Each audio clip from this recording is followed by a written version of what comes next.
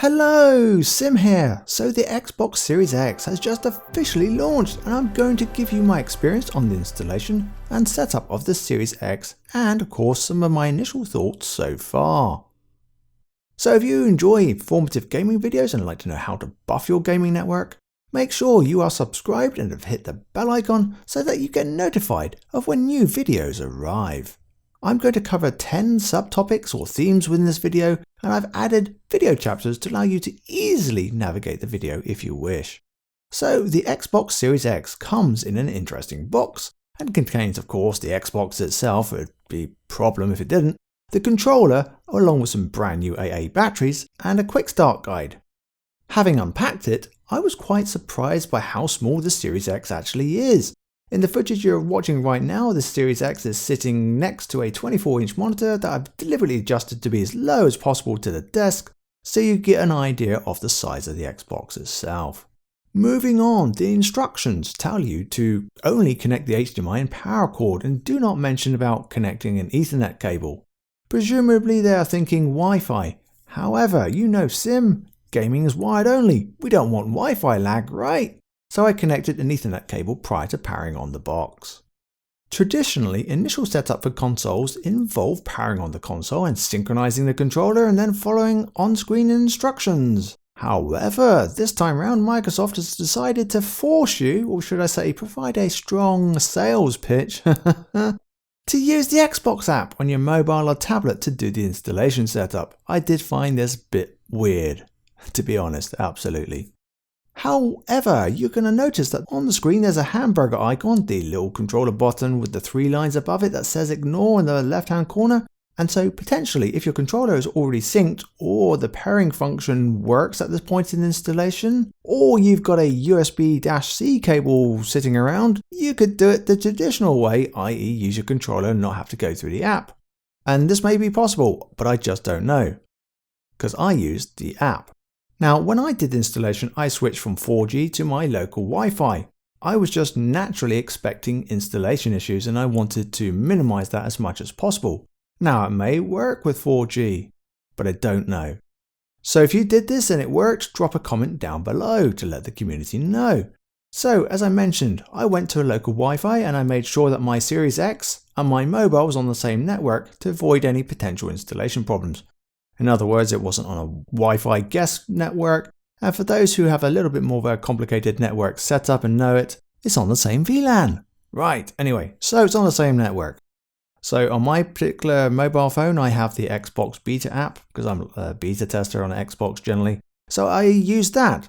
I selected the console icon with the Wi-Fi signals above and below it, selected set up a console, followed by set up a new console, and then you entered in the ID that was shown on the monitor connected to the Series X or a TV if that's what you've got connected, and then you get prompted with a series of options. Some of them are basic and some of those are like data grabbing, like think Windows 10. After all, that's the OS that's most likely sitting behind the Xbox, even if it is a customized version. And don't worry, you can customize and change these options later. When it comes to naming your console, no spaces are allowed, and the app didn't warn me. But I think we got a couple of different naming conventions going on.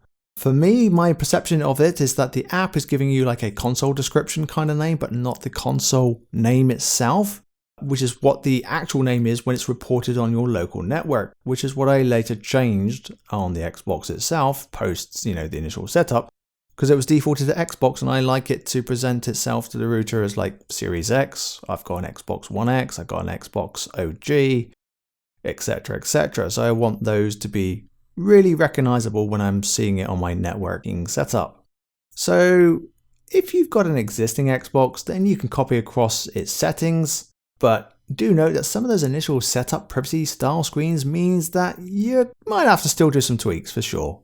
Because I had some annoying things like the idle screensaver kind of thing. It's like, no, turn that off. That's really annoying. So moving on. When your console finally finishes updating, the app will notify you, but most of us are going to be watching the gaming monitor or TV screen for up-to-date progress because we're eager to start playing away, right? So the initial console update takes about 6 minutes.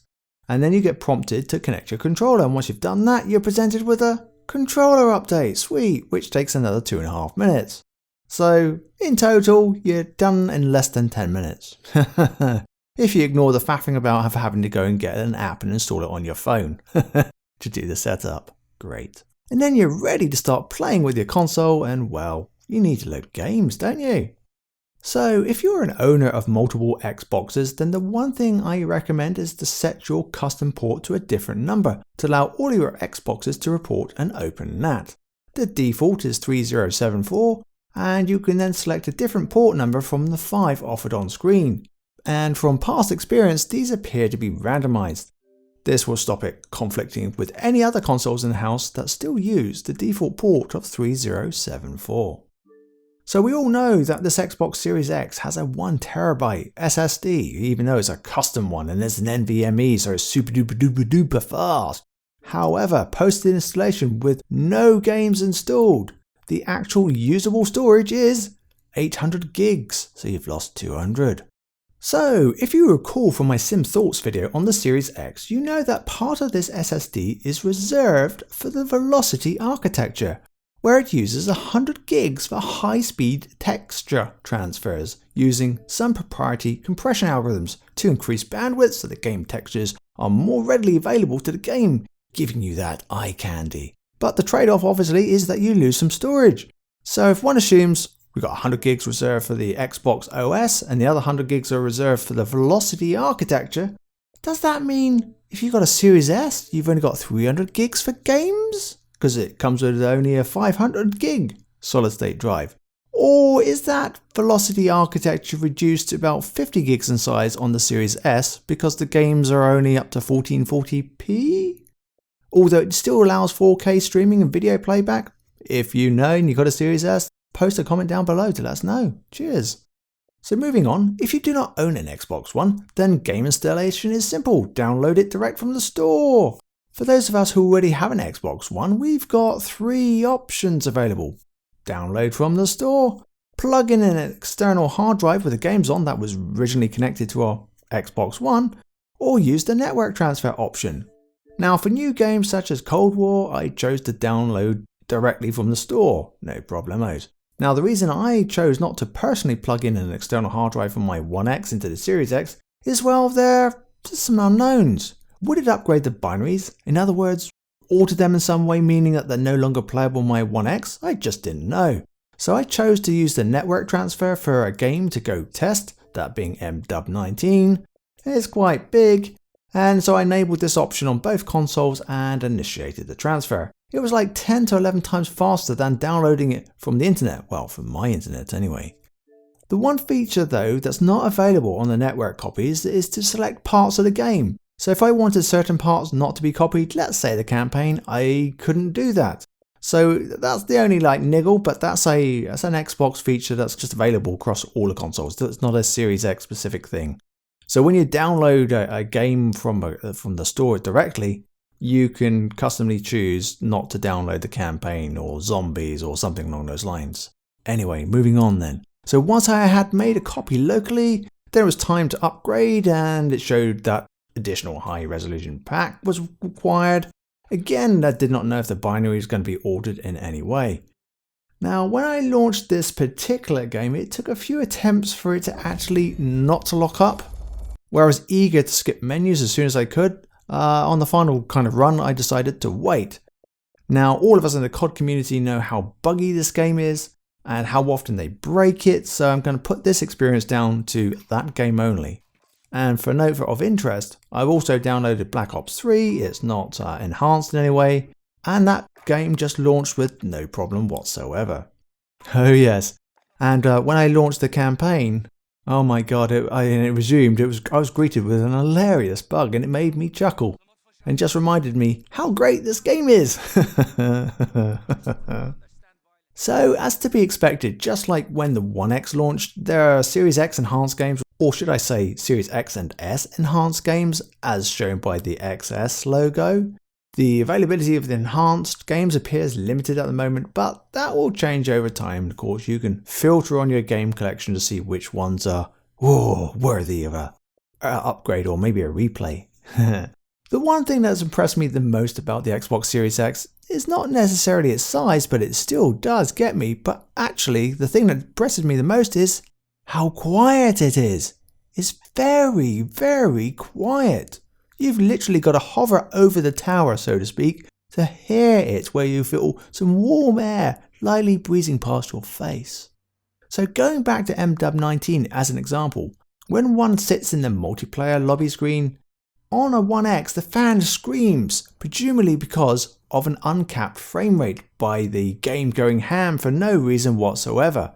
The normal workaround is to pop up the guide to calm it all down whilst waiting for a match, or a friend to join the party, etc.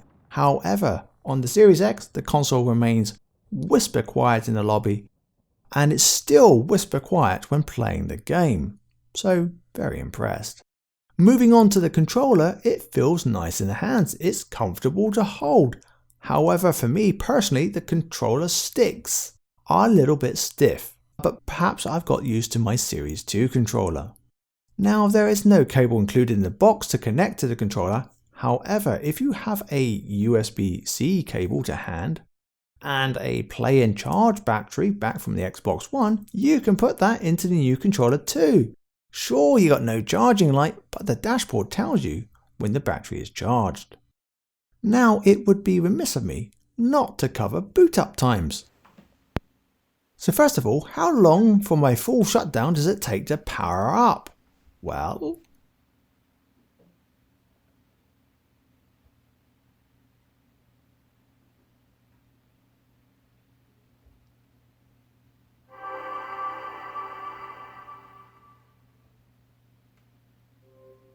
and then we'll power it back on from standby using the controller.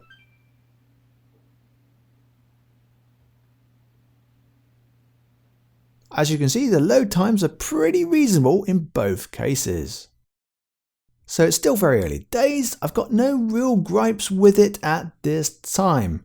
However, I would have preferred not to be pushed down an Android or iOS app installation setup. I think that's a bit annoying, to be honest, and data gathering and suspicious. But there we go. But what do you think about what you've seen on the Series X so far? Did you agree or disagree with stuff I've said? Perhaps I missed something? So let me know in the comments below. Until next time, this has been Sim.